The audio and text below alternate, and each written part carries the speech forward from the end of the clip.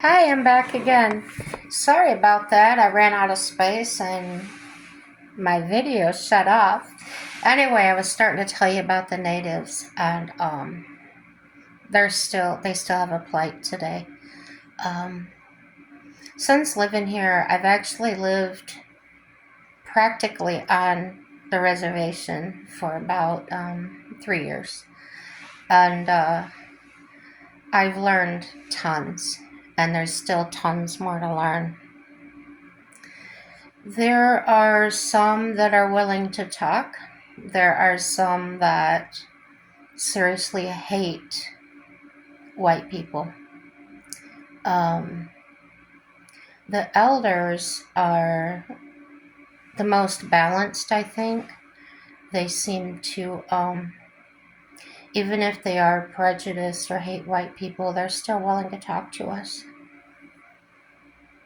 without disrespect and things. So when I do come across them, I'm not disrespectful. I'm very respectful to them, and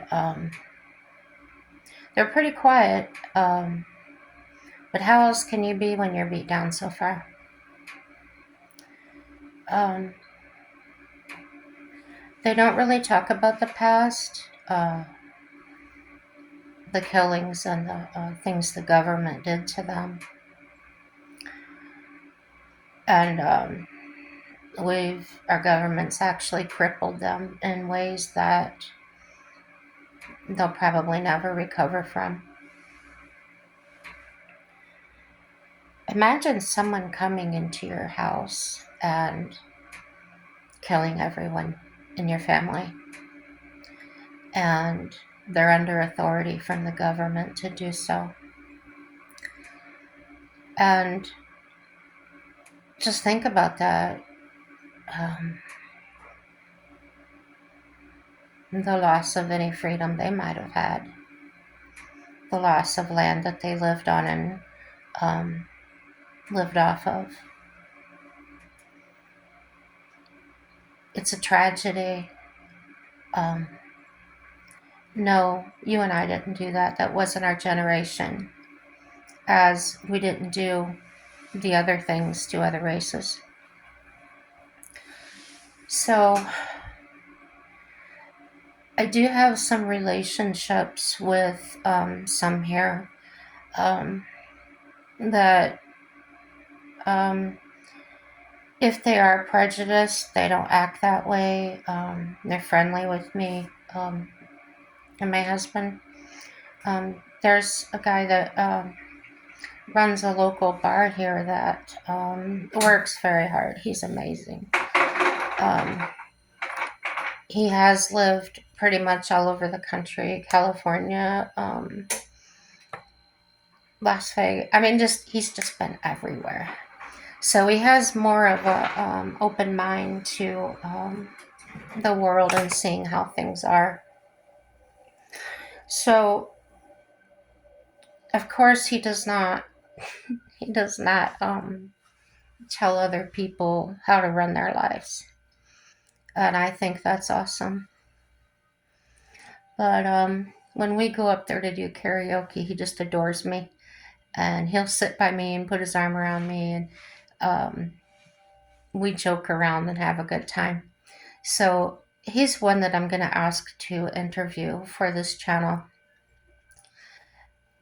He's the right age. I feel that he will know the past, the present, and how things are going.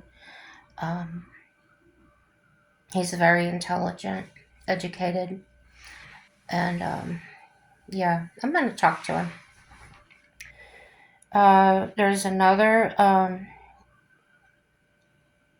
When I say another, that doesn't mean there's only one or two here.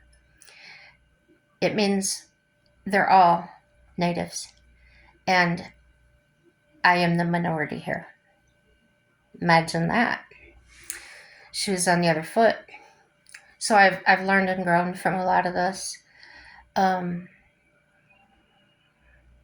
so anyway, there's another one here, and he runs the building, and we get along great, and as well as his wife, we get along great. So I'll be talking to him, hopefully interviewing him as well. He comes from a different background. He's been on, excuse me, some hard living, doing things a lot of things wrong, criminal and otherwise. And he's come to the other side of it. So I'm hoping he would be willing to share his story. Um, I know there's other people doing these stories. I know that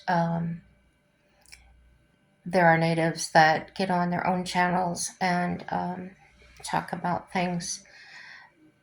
I'm not doing this for popularity, and the people I'm going to interview are not doing it for popularity either or to benefit in any way. They would probably just be like me and want to get things out of their mind and out into the world. Um, my heart bleeds for them, even the successful ones, because still to this day, I can witness things. I'm not going to give details, but I have still witnessed things where people think less of them than other people. And it's not necessarily, I don't know how to say this.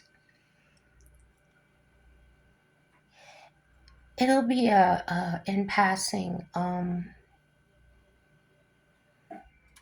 somebody will say something if a native walks past us. Um, well, that's typical. Or um, that's a native for you. I don't think it's bigotry. I don't think it's meant to harm. I feel like almost like because we're the minority here, it's a way of making themselves feel more comfortable. Um, that may sound familiar to some of you, um, but I wouldn't want to live anywhere else. It's worth it to me.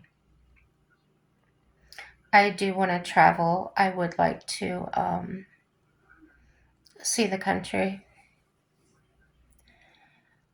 I don't want to get hung up on one thing, like just the natives or just the Mustangs, or get on a soapbox and preach about things. No, I just want to, I don't know, you get more out there and you get more eyes on it. And, I don't expect anybody to do anything about it because they probably won't.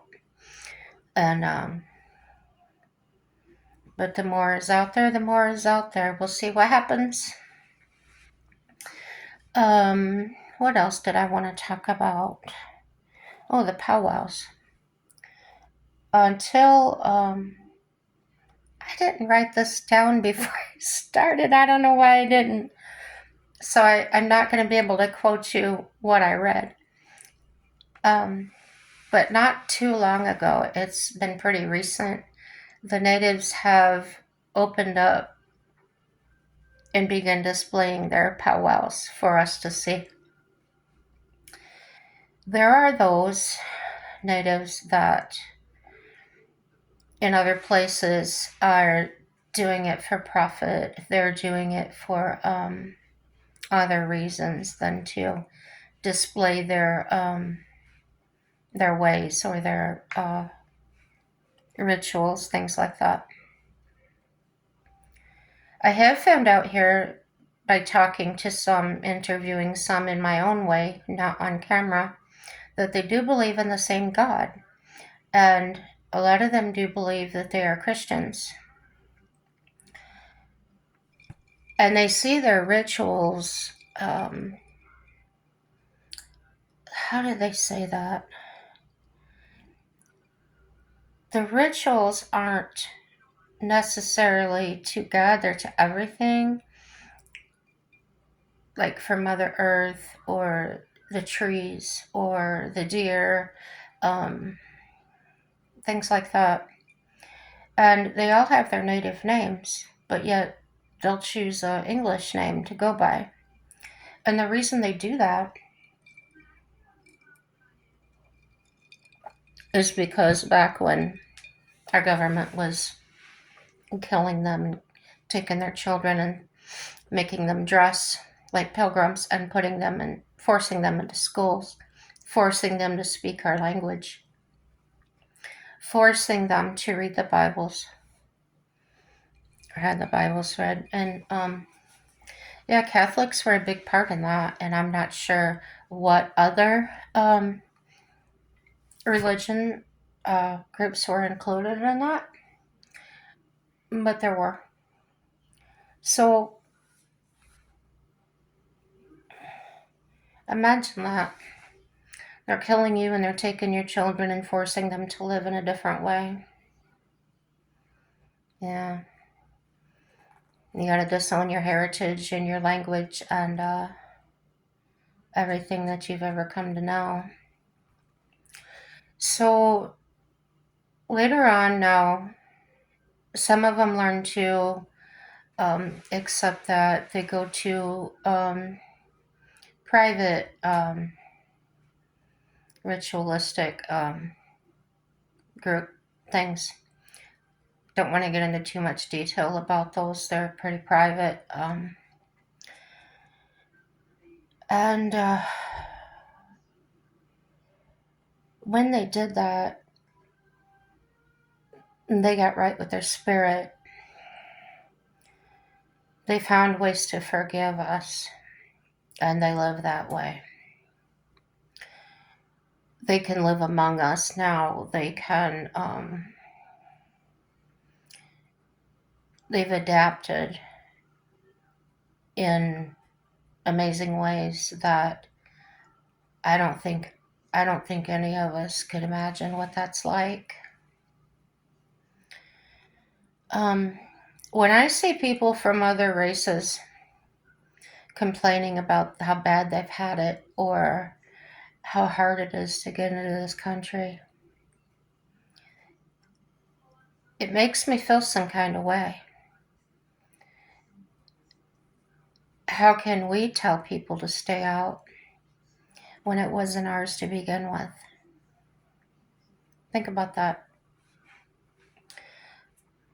Why has the government driven the lessons of natives out of our elementary schools? I remember going to elementary schools, doing little dioramas, and um, going to museums, seeing little tools and things, arrowheads and things that were made by the Indians. Um, yeah, and they're called natives for a reason because they are Native American. They are the original and the true people that belong here, not us. We're kind of immigrants and invaders ourselves. We're the illegal aliens in their land. Um, Oppression, killing. Yeah, I can't even go into words because I'll start crying at how horrible it was. Um, I'm not going to say the Indians' names because they were very famous and I don't want to get my facts mixed up. Many of them here were led by that particular famous Indian. And that one that was leading them truly trusted our government. And he was actually responsible for getting a lot of them killed without knowing it. Our government tricked them in many ways. They traded them things intentionally because they thought they were stupid, and they weren't stupid, they just didn't know. They didn't know. We brought diseases here, and they died from those. Um, People talk about animals and how much they care for animals. How much do you care about your native neighbor? You know, let's get our priorities straight, people. Let's help the right people. They own the oil mines up here, the oil drills, the oil wells. And what our government has done has taken them over and said, well, we will pump it out for you and we'll give you some money from it. How would you like that? Is that right? Is that fair? Absolutely not. Absolutely not.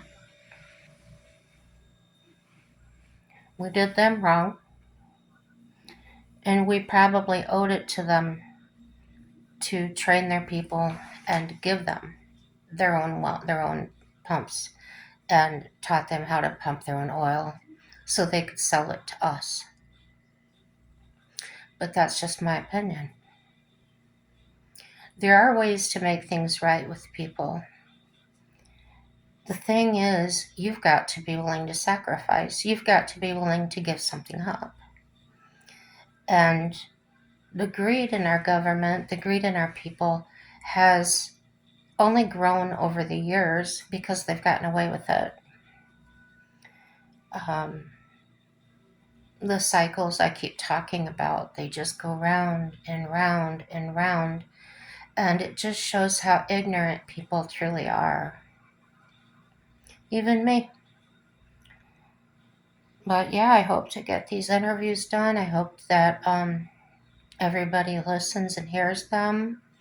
It's not going to be a poor me, pity me type interview because they're quite happy in their lives right now.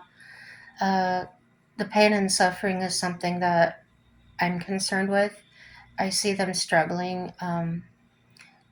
They never lived in a house, a sticks and bricks house, okay? If you can imagine this, it would be like someone tearing your house down, putting up a teepee, and telling you to learn how to live in it. I wouldn't have a clue. I'm used to having a washer and dryer. I'm used to having a running water. I'm used to having a lot of things that I wouldn't have in that. So on their end, when we took them from their teepees and things up here and took their buffalo away, their whole way of life away, and they stuck them in a reservation, they called it, and they weren't allowed to leave there. They put them in a cage. Sound familiar? Same government, new tricks. So when they did that to them and they changed their names and said, you'll be called this from now on, you'll be called that from now on, and they forced them to change their native language and they forced them to attend these Catholic schools and told them that this is the God they will worship. Does that sound familiar, guys? Same government, old tricks. It goes on and on and on, and it will not stop until we stand up and regain our republic. I cannot say that enough.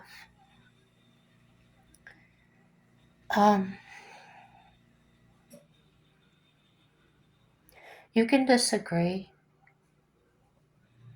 and if you disagree, I just ask that you please still don't sit there and do nothing. Do something.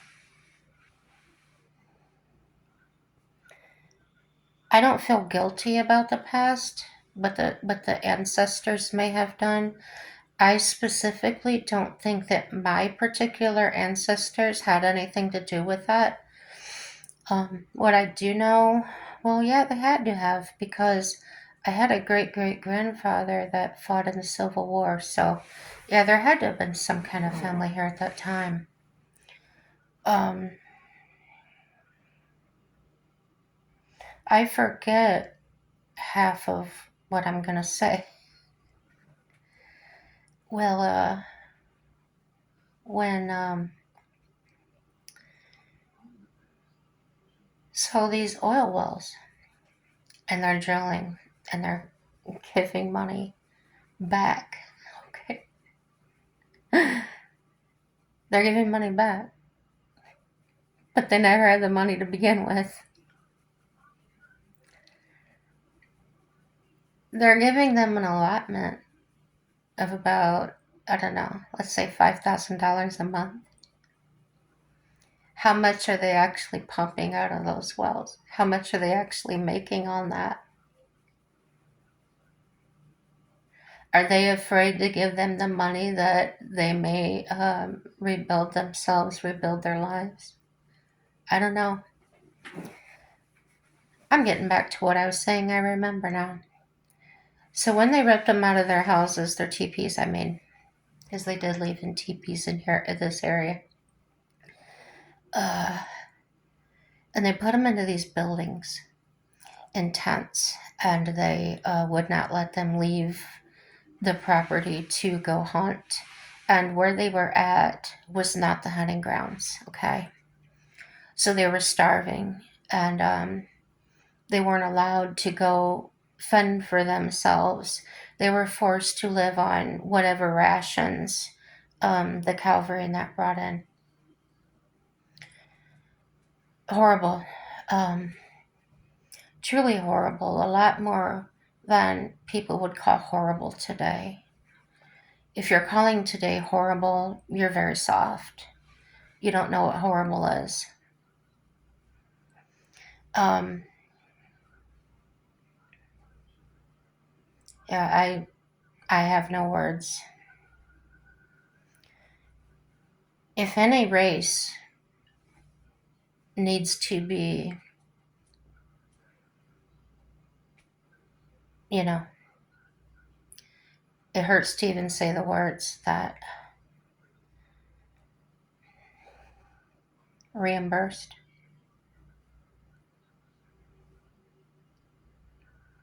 You'll never replace the lives that were lost or taken. I don't know of any,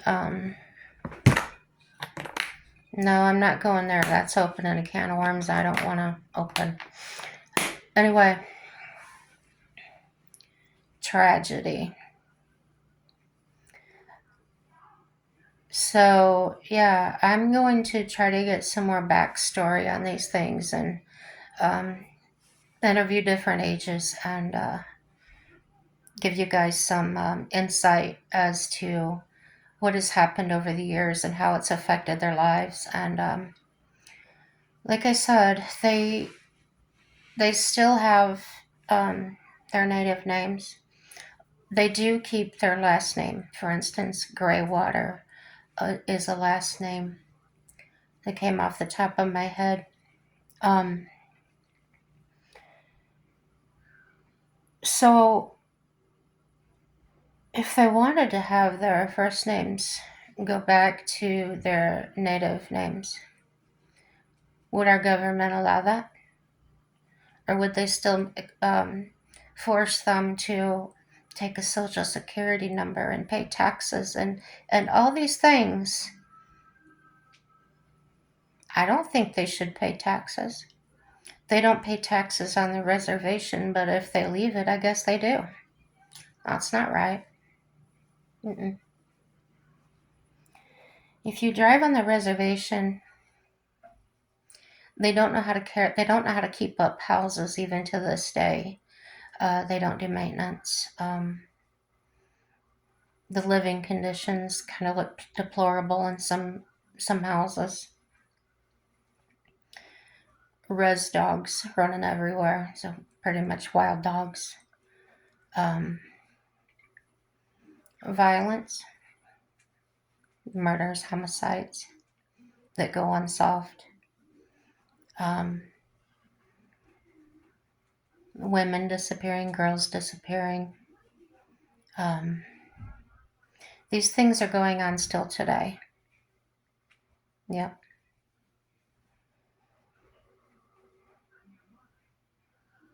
I gotta stop there. And please let me know if you're interested in hearing stories from different generations of the Lakota and Sioux Indians. Natives. Sorry, they don't want to be called Indians. I forget to say that. They like to be called natives because they're the original people that were here. So, like, dislike, it's all good. Please subscribe. Share the videos if you enjoy them. I enjoy making them. They make me feel good. I like sharing with you people. And happy day. Bye-bye.